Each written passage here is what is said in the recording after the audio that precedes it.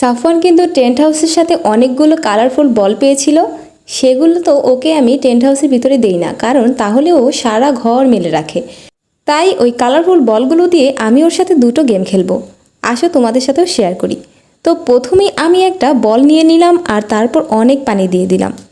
আমি কিন্তু মাঝে মাঝে সাফওয়ানকে বাইরে এইভাবে বলে করে পানি দিয়ে খেলতে দিই। আর সাফওয়ান তো পানি নিয়ে খেলতে অনেক বেশি পছন্দ করে।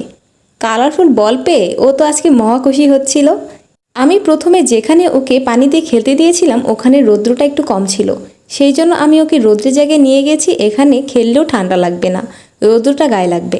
অনেকটা সময় পানি নিয়ে খেলেছিল, তারপরেও উঠবে না। এরপরে আমি জোর করে ওকে ঘরে নিয়ে গেলাম।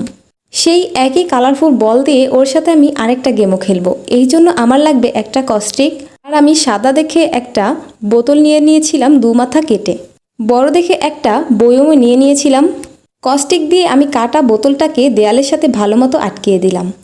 তারপর সেটা নিচে আমি বয়মটাও দিয়ে দিলাম। এবার ওকে দেখাচ্ছিলাম যে কিভাবে বলটা ফেলতে হবে। ও বারবার শুধু দেয়ালের সাথে লাগানো বোতলটা ছুটাতে চাচ্ছিল। রাবে আবার ওকে দেখিয়ে দিচ্ছিল কিভাবে বলটা ফেলতে হবে। এরপর সাফওয়ানও কিন্তু বুঝতে পেরেছে কিভাবে বলগুলো ফেলতে হবে।